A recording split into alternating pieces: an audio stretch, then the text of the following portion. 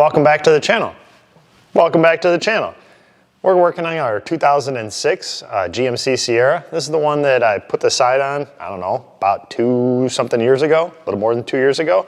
So we're gonna take a look at it and see how it's held up to a couple of salty winters, see how my repair did, and we're also gonna have to fix some of the problems because rebuilt cars are never the same. It turns out after 40,000 miles of driving this thing, the check engine light came on, which isn't because it's a GM truck. Nope, it's rebuilt. So everything that happens from here on out is because it's a rebuild.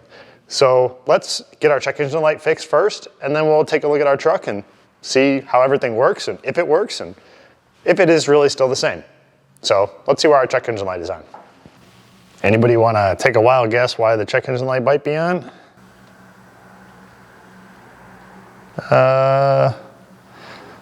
Well, probably that EVAP.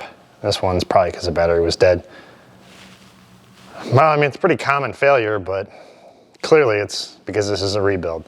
So we're gonna have to see what I did wrong to make the common part fail once again. So let's figure out which common part failed. Now I kind of did figure it was gonna be an EVAP problem because that's basically the problems these things always have. So I had the customer fill it up to 3/4 of a tank of fuel. That way we're gonna go check it for a leak, and when we go to do that, it's not gonna take that much smoke to fill up our gas tank and hopefully find our leak pretty quick. It's also the maximum that can be in there.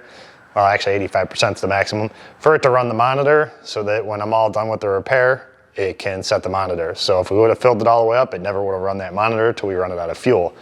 And if it's too low, it also won't run the monitor, or I'll run out of fuel before I have to get the monitor set, and then I'll end up having to fill it up and then charge the customer, waste my time, all that nonsense. So I just have the customer deliver it to me with 3/4 of a tank of gas. Hopefully that's enough for us to set that monitor after we finish the repair and get it ready for the emissions test.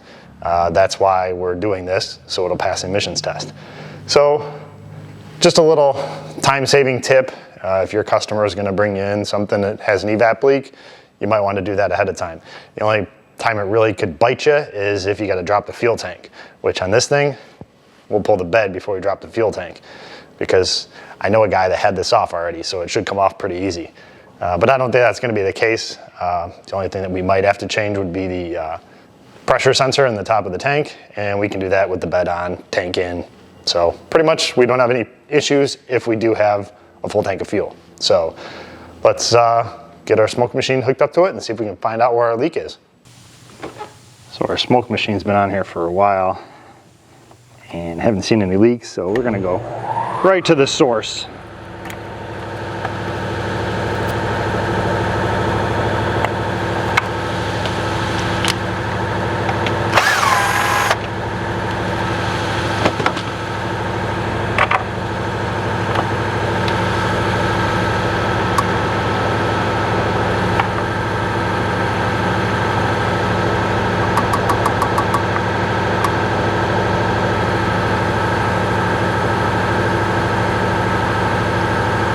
Come on, Smokey Joe.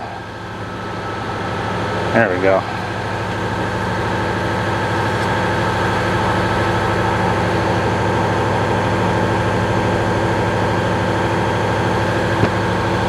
Sure if you can see that, but we got some smoke coming out of it.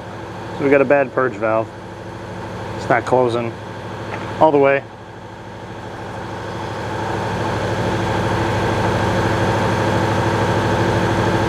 You can also test it with vacuum. Gotta go old school for this one. So this is gonna be our engine vacuum.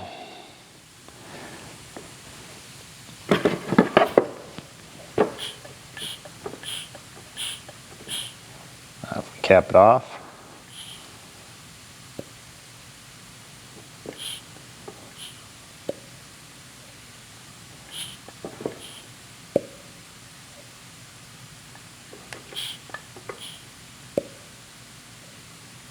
Okay.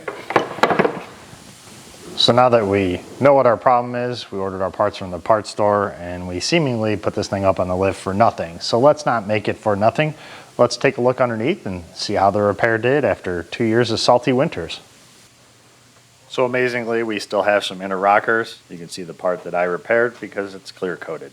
The factory didn't clear coat it, but we do. And we did rust proof all of our rockers here to give them a fighting chance against the Midwest winters. And our outer rockers are still there. There's no rust coming through yet. No rust where we sectioned it together. And look at that, cab corners in a Midwest truck. Amazing.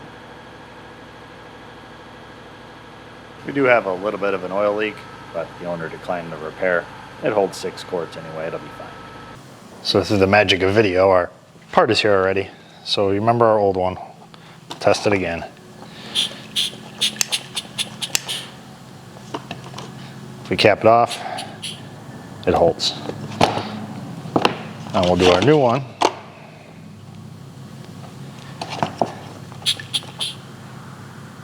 Don't even have to cap it off. This is what that one should do. So it's clearly bad. Let's throw it on. Put a little oil in the O-ring so that it slides in nicely. And we got our little spacer gasket in there.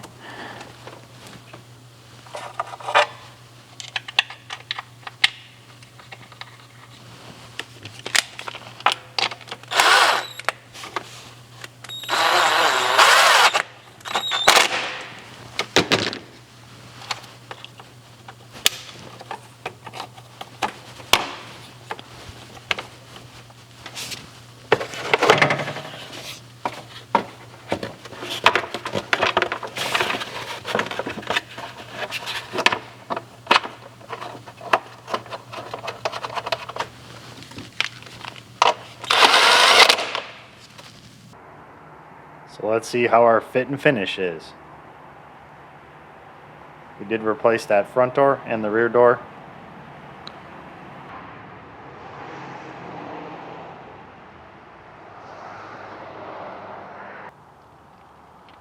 We sectioned it in. Somewhere up there on the pillar. We did travel quite a ways to get a rust-free truck, and we traveled even further to get some rust-free doors and that rocker piece. So we cavity waxed everything, and it's still rust-free.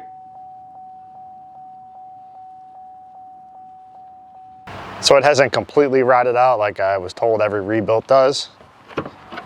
Our door is still open and closed. Our gaps are all nice.